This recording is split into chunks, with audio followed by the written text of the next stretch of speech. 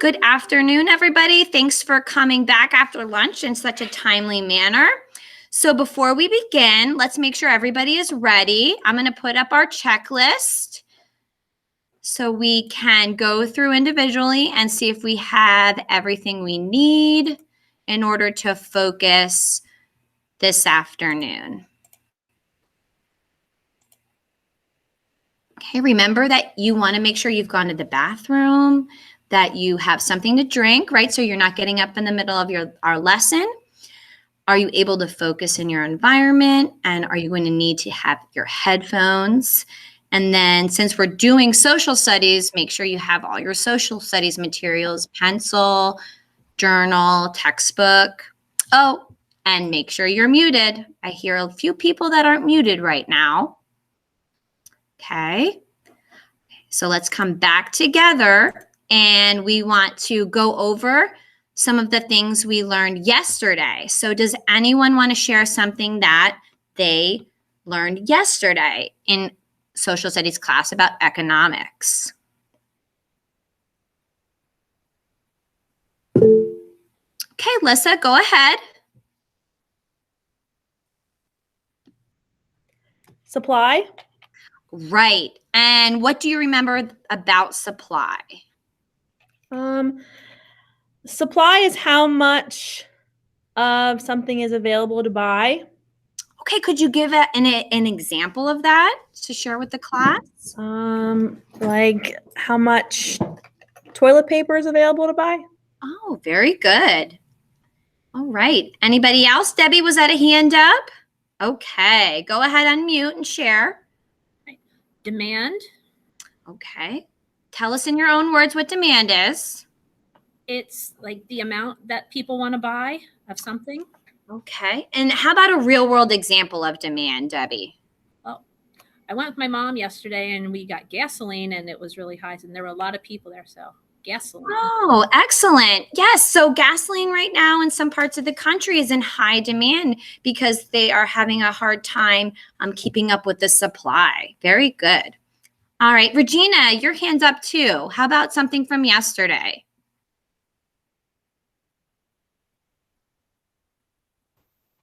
Entrepreneur. Excellent. That was a big one we talked about yesterday. Can you remember back and let us know what an entrepreneur is? It's somebody who starts their own business. And I have an aunt who is a stylist. She has her own salon. So Oh, wow. Excellent. yeah, she does my hair and she does my nails too. What a great connection you made, right? Mm-hmm. Excellent job. Okay. All right. So we're going to move into the item on the agenda today, which is scarcity. Scarcity is another theme in economics here, and we're just going to learn about it today together. Okay. All right. So I'm going to pull up our Google slide presentation again. And then I want you to pull it up as well because I shared it with you in our Google Classroom. And the first thing I want to do is go over what you think scarcity is. So maybe you can break it down to the root word and think about it that way. What do you think scarcity is? Just what is your prior knowledge? Okay, go ahead. Let's take a minute and see what we have.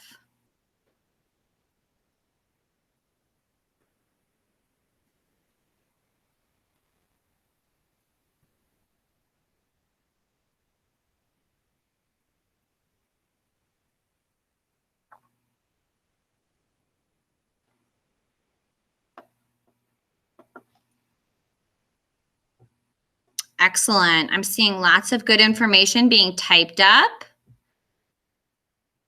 When you do not have enough of something, when there's not enough of something, so very similar. I think scarcity is when you don't have enough of the product, like hair gel. Okay, great way to insert an example in there. Okay, excellent job. All right, so the next thing we're going to do is we're going to watch a quick video to help us understand more about scarcity. Okay, and everybody keep some information in mind here so when we share. Hello, learners. Today we are going to learn all about scarcity. Our learning target is, I can identify and describe scarcity. What is scarcity? Scarcity is when there aren't enough goods to meet people's wants. Scarcity comes from the word scarce. Something is scarce when there isn't a lot of it or it isn't always available. Let's look at an example of scarcity. Meet Sonia. Sonia has a lemonade stand with a lot of customers. Because her lemonade is so popular, the demand or want for her lemonade is high. Oh no, Sonia has another customer, but she has no more lemonade to sell. More people wanted the lemonade than she had. This is scarcity. Let's review. When there aren't enough goods to meet people's wants, that is called scarcity. Let's take a look back at our learning target and check our success criteria. Okay, let's continue on and look at some real world examples of scarcity. So now that we know a little bit of background about it, how do you think paper towels would be an example of scarcity? Well, in the springtime, paper towels were in very high demand during the beginning of the pandemic and into the lockdown. And so what happened was the suppliers were having a hard time keeping up with the demand, so there was scarcity of paper towels. I also use puzzles as an example because there was a scarcity of puzzles. They were in such high demand, and suppliers were having a hard time keeping up with the demand because when people were sitting at home, they wanted something a little bit more engaging to do rather than just television and things like that. Okay, now, do you guys have your own examples you'd like to share about scarcity? Okay, Alyssa, did you have an example? Oh, okay, just making sure. Anybody want to share an example of scarcity? Something that's in very high demand? Debbie, go ahead.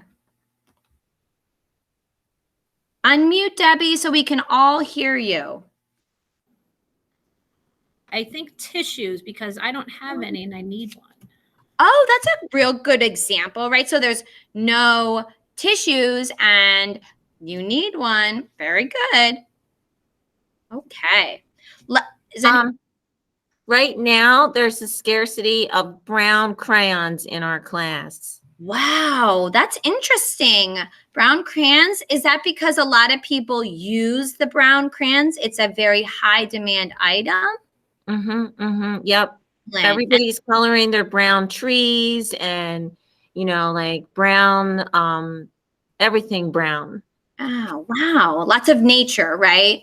Excellent connection there, Regina. Okay. Alyssa, did you want to share?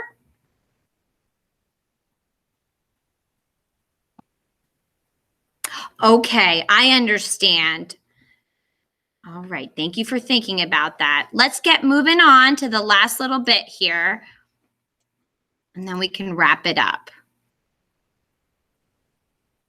Okay, going back to our presentation that everybody has a copy of. Then what happens is when there is scarcity item and it's in high demand, then you have some choices that you have to make. You have some decisions that you have to make either as a supplier or the person who's buying the item. So what would happen if there was only one package left on the shelf, but there was a number of people or maybe just a few that wanted to buy that one package? Okay, what do you think you would do? Okay, go ahead, Regina. A fight. Oh my gosh. But remember, we're working on responsible decision making. So is that a responsible decision to stand in the store and get into a fight with another person? No. What would be a better decision to make in that circumstance? And you saw the roll of paper towels. There wasn't just one, there was a number in the package. What do you think, Debbie? I would share it with them. What an excellent idea. So maybe you could split the cost. Oh, I'm sorry. You go ahead. I'd say I would buy it and share it with my friends. What a great decision. Okay, moving on. Now we want to connect scarcity to some examples of scarcity around the world, right? So there's different kinds of scarcity going on all the time. So we have scarcity of water, okay, where people in certain areas of parts of the world were without water. We have scarcity of food. We have scarcity of fish or maybe other livestock and things like that. And then also we know the scarcity of gas situation that we're experiencing now. But so you want to keep in mind too that things such as natural disasters, climate change, and overuse of resources can lead to scarcity. So how do you think people feel in these circumstances when they don't have enough water or food or shelter? How do you think they feel? Okay, Regina. Panicky. Oh, yes, like they don't have what they need. Okay. Debbie? Remember, unmute Debbie. We'd love to hear what you have to say. I'd feel very sad Oh, why that, Debbie? because I feel bad if someone doesn't have water, then they can't drink it or they can't use it to do other things with. Right. And that water one is a dangerous one too, because some people rely on it to water their crops, and it's their source of drinking water and everything like that. Very good. Okay, let's get on to the last item, which is questions or comments. Anybody have any questions or comments about our scarcity lesson here? Let's get back here. Okay. And then, did you have a question or comment, Regina, that you'd like to share with us about scarcity before we do our exit tickets? No, just that when Debbie was talking about how you would share, I don't know, how would you share with water? You're right. I don't know. Yes.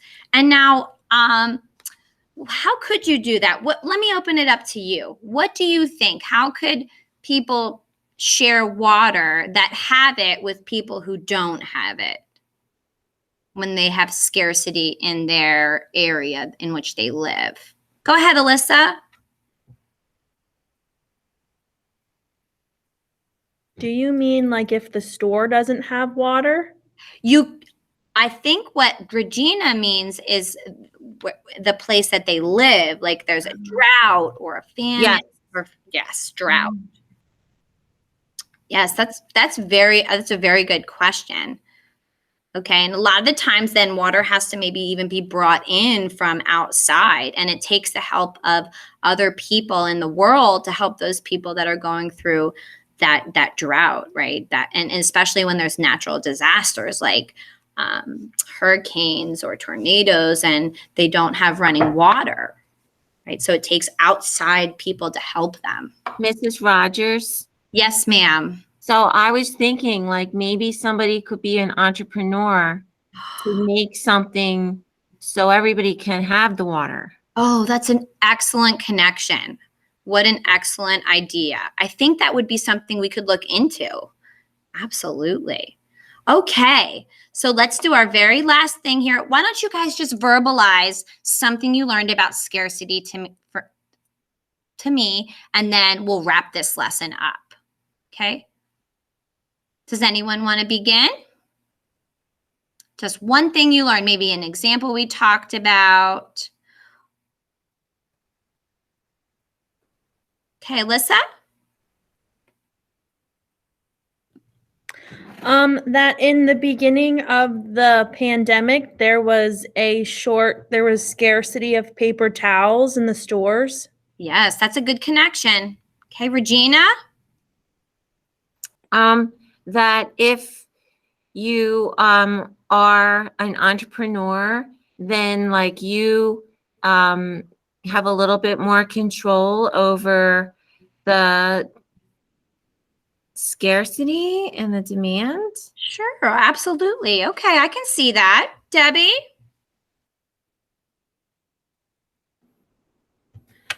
Sometimes when there's too much in demand, things become scarce. Excellent. Way to tie that up with a bow, Debbie. Okay, and that's our social studies lesson for today. So when we jump back on at math, remember, we're going to go through our checklist again. So just make sure you kind of have that in your mind already. Okay, great work, everybody. See you in a few.